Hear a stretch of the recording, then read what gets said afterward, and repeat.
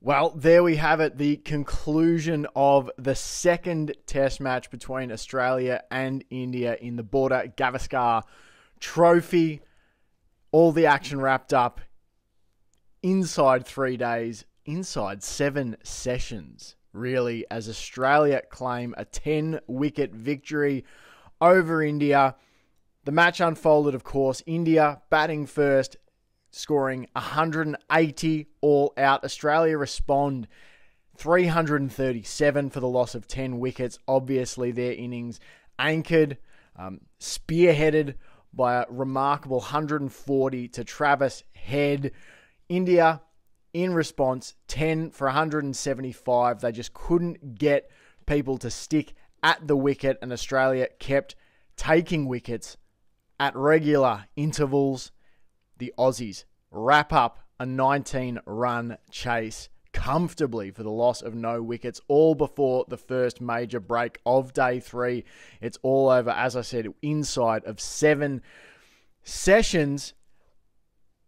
It was really Patrick Cummins, the destroyer, with the ball across India's second innings. He takes 5 for 57 off 14 overs. Stark with 2, Boland with 3. India had to get an innings out of Rishabh Pant or Kumar Reddy, Nitish Kumar Reddy. They needed one of those players to still be batting after the first session, but Pant went early, not adding to his overnight score. He goes for 28 off 31. Kumar Reddy went later in the session, 42 off 47. He's an absolute ace at scoring in the 40s, is Nitish Kumar Reddy, as Australia placed an emphatic exclamation point on the second test match, winning, as I said, by 10 wickets. It was just a day of frustration, really, for India, a test match of frustration. It was the kind of response Australian fans would have expected from their team, the kind of response that neutrals might have hoped for if you wanted a dramatic 5-test match series, if you wanted Australia to lock it up at 1 test apiece, even if it was just for the drama, and maybe the kind of response that India fans dreaded, and maybe if you're an Australian opponent, an England or a South Africa, someone who is facing them in a crucial series upcoming, they might have hoped that maybe that first test match in Perth was indicative that Australia was crumbling from within. Well, certainly the narrative has turned again after 2 and a bit days of cricket in Adelaide. This match was defined by several things for me. First up, it was Australia's fast bowlers looking back to their savage best. And really, it was Mitch Stark striking first ball of the test match to remove the dangerous Jaiswal for a first ball duck that really set the tone. He looked back to his best and everyone followed his lead. Combined, their 3 main quicks in Stark, Cummins and Boland took all 20 Indian wickets. Nathan Lyon was required to bowl just one over for the entire match, and Mitch Marsh bowled just the 4. So between them, Australia's 3 main strike bowlers take all 20 wickets. Marsh and Lyon required to bowl just 5 overs between them. So that really tells you how much better Australia were. I thought they were better in the field as well.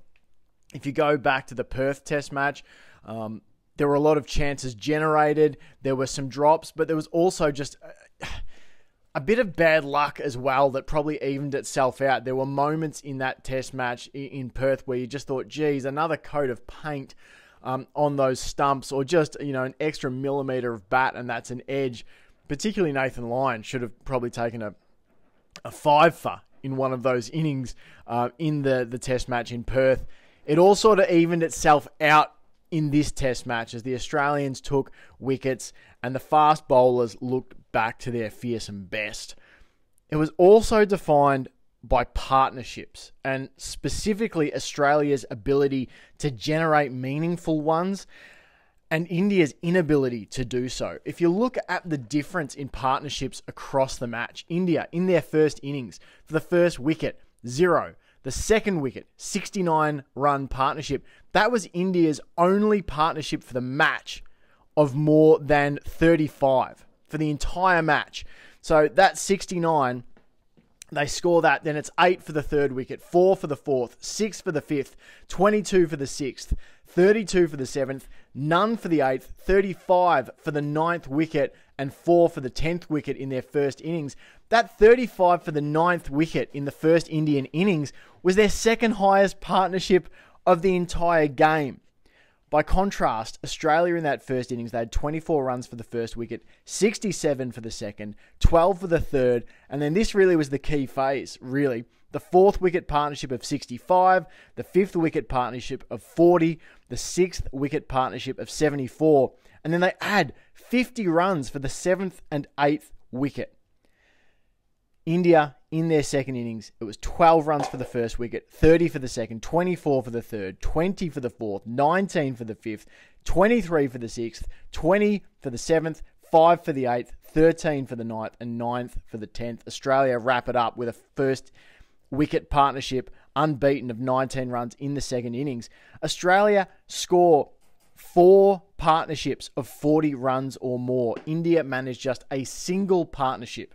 That second wicket, 69 in the first innings. And that was a key difference. There were plenty of Indian batsmen, if you look across, their first and second innings, they managed to get starts, but no more. The first innings, KL Rahul, 37 off 64, was unable to go on with it. Shubman Gill, 31 off 51, unable to go on with it. Rishabh Pant, 21 off 35. Nitish Kumar Reddy, top scored, 42 off 54. He top scored both innings with a 42.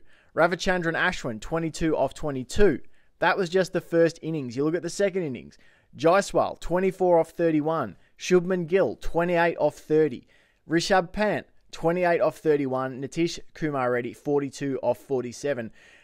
That was a major stumbling block for India in this second test match, that they got some starts that they were unable to go on with. If someone manages to convert one of those decent starts, one of those, 20-odd starts, one of those 30-odd starts in the first innings to 100, we might be looking at a very, very different test match, but they were unable to do so, and Australia were just able to piece things together. That unbroken partnership on the evening session when McSweeney and Labuschagne were able to survive proved to be totally crucial, because they came out the next day and Marnus Labuschagne went on with the business to score 64, and that allowed Travis Head to be protected until the day session, and then he went about batting in just a totally different way. He was on a totally different level, and we've talked about the bowling performance of Australia. You can easily point to the bowling efforts too of India as well. If you look at Australia, 6 wickets for Stark, 5 for Cummins in those separate innings. Bumrah and Siraj with 4 each. No one did anything like what Travis Head did with the bat. I mean, to me, you can talk about the bowling, you can talk about the partnerships or the lack of for India, but quite simply, the difference in this match in a large way was Travis Head. He was involved in a lot of those crucial first innings partnerships for Australia. He scored 140 of 337 runs. He was the match winner for mine. He is the man of the match, and it was a pretty clear choice because there were plenty of bowlers, and it's not to denigrate what they did, but several players were able to bowl well on this wicket. Several players were able to bowl really well in this match, but only one batsman looked truly comfortable and at ease and like he was batting on a different wicket to anybody else, and that was Travis Head. Next closest score in the game was Marnus Labuschagne's 64 of 126. Nathan McSweeney, managed 39 off 109. Nitish Kumar Reddy batted well for his 42, but was unable to go on with it in either innings. Travis Head, the match winner, 140 runs of 141 balls, 17 fours, 4 sixes, a strike rate of 99.29. He was the difference for Australia and a massive, massive reason why they now head for Brisbane on the 14th of December with the series tied at 1 test match apiece. And it's beautifully balanced for fans of cricket. You know, you don't have to be a fan of Australia. You don't have to be a fan of India. You might just be a fan of the sport. And this test match is beautifully poised. It looks like, you know, South Africa might be about to go 2-0 up against Sri Lanka. England has gone 2-0 up against New Zealand. But here in a 5-test series, we have the score locked at 1 apiece as we head for the 3rd test match. So thanks so much for listening to these audio diaries across the 1st and 2nd test. I'll be back on a couple of days before the 3rd test match with a bit of a preview ahead of the Brisbane game. If you'd hit that subscribe button, I would appreciate it greatly. And I'll catch you next time.